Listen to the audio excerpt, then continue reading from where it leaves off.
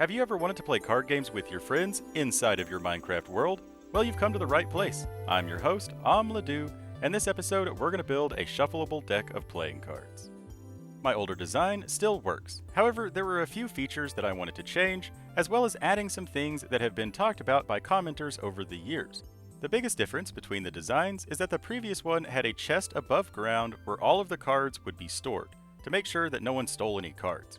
But for this new design, I put all of the redstone flush under the floor, except for your shuffle lever, your draw button, and your discard pile. And all three of these things can be moved or customized, which we will talk about near the end of the video. All in all, this new design is much easier to use, faster at shuffling, and can even be customized. For your cards, you could always just name paper, but we'll also go over the banner patterns and talk about how to upload map art directly into your world. We'll also talk about some of the functional pros and cons between using banners and map art. And depending on your platform, you can even upload the map art directly into your survival worlds. We'll go over how to do all of that and more near the end of the video. So no matter what style you're looking for, you can get it done. The build area is going to be 6 wide and 5 deep, 4 blocks under the floor. That is 4 blocks of air between the floor and the bottom of our build area. So including the floor, you'll need to dig down 5. The back of the machine and the shuffle lever are going to be on this far side. 1 block away from that back wall, offset in the middle by 1 toward the right, we need to place a temporary block so that we can place 3 observers facing toward the back. Diagonally down from the backs of these observers, we need to place 2 droppers facing up. Then a dropper facing toward the left, a dropper facing up, then 2 droppers facing toward the right. So turn around, place those 2 droppers, and now 2 droppers facing down, and then 1 last dropper facing toward the left. So starting with the bottom one, it's facing up, then left, then up, then right, down, and then left. So the top 8 create a circle, where the bottom one just feeds up into that circle. Now we need a hopper pointed into that bottom dropper, and a second hopper pointed into that one. Then a dropper facing up on top of that far hopper, and another hopper pointed into this new dropper right there in that hole. So the items will go through that hopper into that dropper, down through these hoppers, back into this bottom dropper. Now we need 2 target blocks next to these bottom hoppers, with a torch on top of the back one, and a glass above that torch. That needs to be a block of glass. Then we need a solid block right there, then next to this redstone torch, then next to that dropper. So it's a diagonal stack of 3. Now place dust on top of these blocks, going down next to the targets, like so. Then a dust on this side, going into a repeater, going into a dust, going into a solid block. And this solid block should be diagonally down from those observers. Then facing back toward the redstone we just placed, we need a repeater on a maximum delay in front of that observer. Make sure that repeater is on a max delay. But then it also needs a solid block before and after it, and then 4 more solid blocks curving around to the front, like so. Then place a dust, then a repeater next to the dropper, then 3 more dust. Then after this third dust, right there in front of the middle observer, we need to place a dropper with a dust on top of it. This dropper is just going to activate the middle observer. Then around here on the front, we need a piece of glass next to this middle dropper with dust on top, then a solid block under that glass and next to this front dropper with dust on top of that bottom block. But if you are on Java, dust cannot travel down glass. So we need to change this slightly. If you're on Java, we need to extend out the dust, and basically we just need to tie these 2 lines together so that the dust is not pointed into any droppers, and they are both connected before that repeater. So we can just loop it around like so if you're on Java. But if you're on Bedrock, you don't need to do any of this. You can leave it just like this. This will work perfectly fine. Now we just need to build the item elevator on this bottom dropper. So you can use solid blocks or any full block.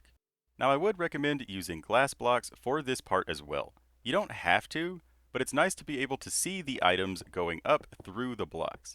That way if something goes wrong, you can see visually what's going on. But we just need a 3x3 2 tall area of completely full blocks above that bottom dropper to act as an item elevator. Then the last thing is to place a redstone torch on the side of this bottom block so that it activates the clock. But when you place that torch, it's going to start clicking and being really annoying. So have a lever ready, and we need a solid block above that dust with a lever on top. Turning on that lever will turn off the clock. Now the block the lever is placed on is your floor level. So you can do whatever you want to this level right here. But we do need a solid block above that dust right there with a button on it. So that's going to be our draw a card button and then our shuffle lever.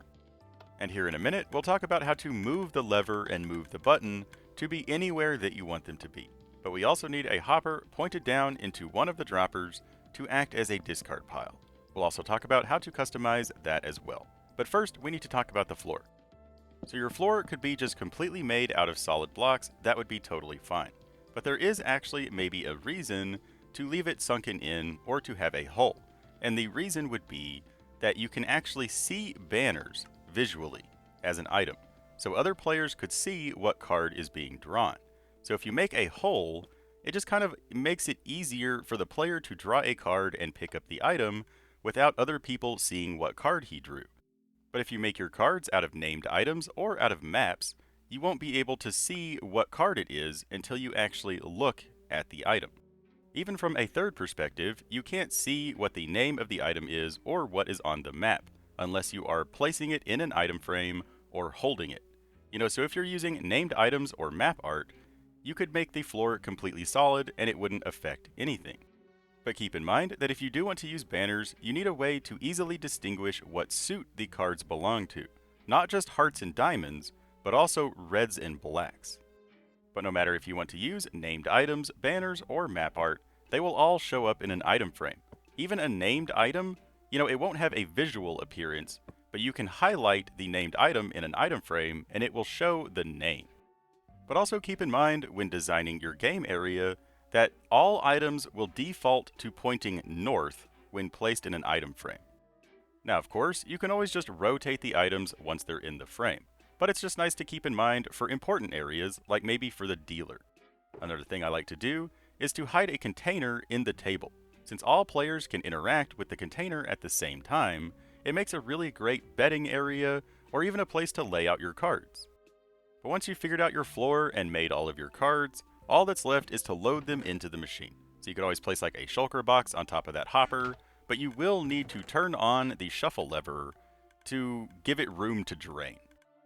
And with that, you are now totally done and you could leave it as is. However, if you want to move the lever, button, or discard pile, we can totally do that. Because as it is now, it's kind of diagonally set, so it's more so meant for a corner area maybe. We'll start off by how to move the shuffle lever. So it needs to activate that dust right there. That dust needs to not be pointed into any dropper and needs to be on a solid block.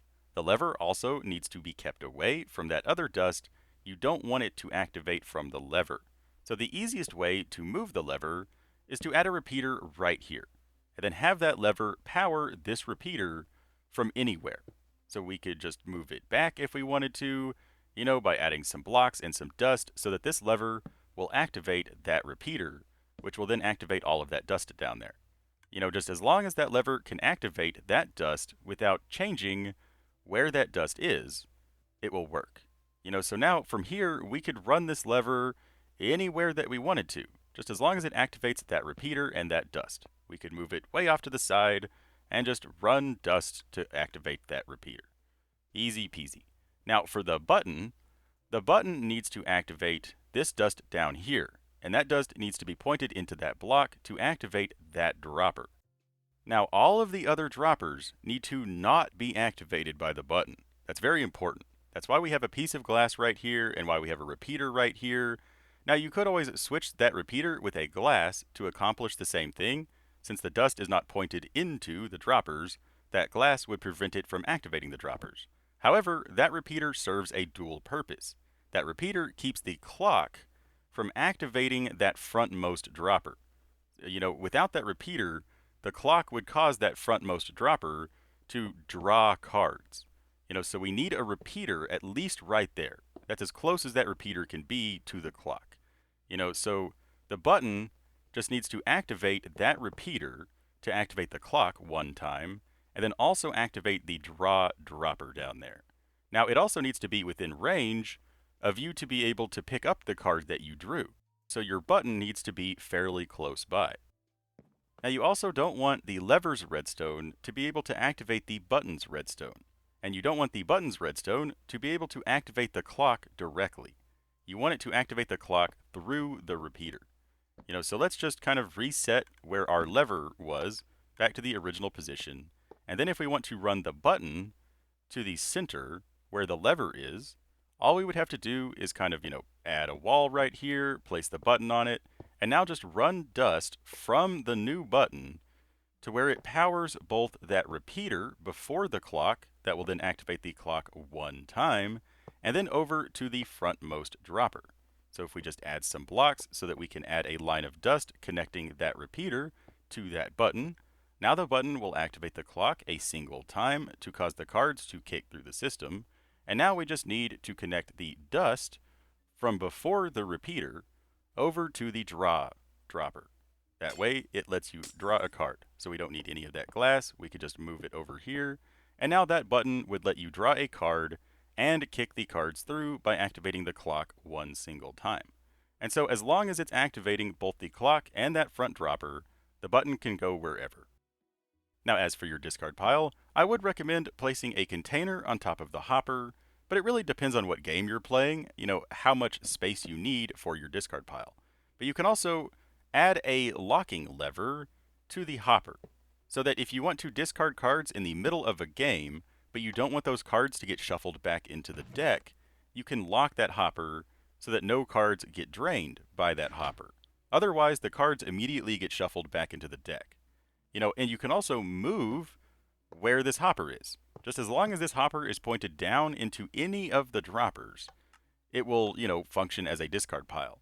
However, if you make it centralized, matching the lever and the button, now that we moved them to the center, the hopper is not a full block. So the item elevator will kind of break. The item will actually get stuck under the hopper. And that's not ideal. Now, you could resolve this by placing a slab right here. However, now the players can cheat because they can access this dropper. And there might be cards in that dropper. So if you want to maybe add a trap door, this will also work. Now you would at least know if players are trying to cheat by looking in that dropper, because they would have to lower the trap door in order to see that dropper. So really, how you want to handle the discard pile is totally up to you. You could even have a shulker box off to the side that players just discard their cards into, and then when the game is over, you can pick up that shulker box and just drop it on top of the hopper to reload all of the cards into the deck. That way cards aren't getting shuffled back into the deck as they're getting discarded. Or you could move it off to the side. It really doesn't matter where the hopper line is, as long as it's loading cards back into the droppers. Or one really ideal thing is if you can have the shuffle lever locking the hopper that is draining from the discard pile. This makes it to where the discard pile only gets shuffled back into the deck when the deck is shuffled.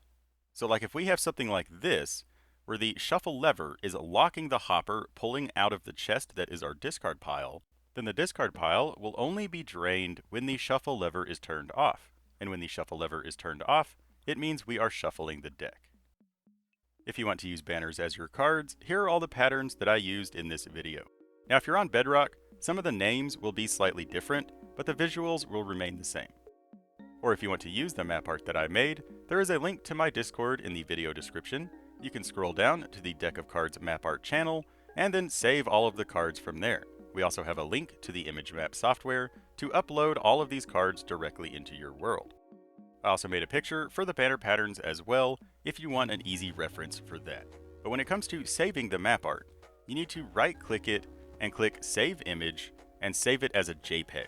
Don't just drag it from Discord onto your desktop, or it will be blurry for some reason. Now, of course, the map uploader that I am using is for PC only, but I'm pretty sure that I have come across that there is a phone app that can upload map art directly into your worlds if you play on your phone. If you're a phone player and you've uploaded map art before, let me know in the comments. I would love to know what that application is called. But if you're on console, I don't think that there's really any way for you to do this. But if you're on PC, simply select the world that you want to upload the maps into, Then select the art that you want to turn into maps, add those to the world, and then select those and click Generate Structure. Now there are several options here, but I've never really messed with them. I think the other ones can bypass the use of structure blocks. However, the local player option is the one that I always use, because you select the maps, click Add to Local Player, and then it gives you a structure block the next time you log in that has all of the maps in it. So you just place down the structure block, click Load, and poof, all of the maps are now in your world. And from here, they are now just like any other map and can be copied or placed or whatever. But let me know down in the comments what kinds of cards you are planning to make. Are you going to use the banners? Are you going to use the map art? Or are you just going to name some paper? I would love to know what people are doing. You know, are you building a casino? Or are you just trying to play Go Fish or Gin with your friends? And feel free to join the Discord, not just for the map art, but for the community. We would love to see what you're building in your worlds and just what kind of crazy shenanigans you got going on. But that's all we got for this video. I really hope you enjoyed it. If you did, don't forget to like, favorite, share, and subscribe. And be sure to leave a comment. Let me know if you have any questions or requests, and I will do my best to help you out. Or if you don't know what to say, just tell me hi. I would love to hear from you. Thank you so much for watching. Always remember that you are totally awesome. And above all, don't forget to have fun. Bye-bye.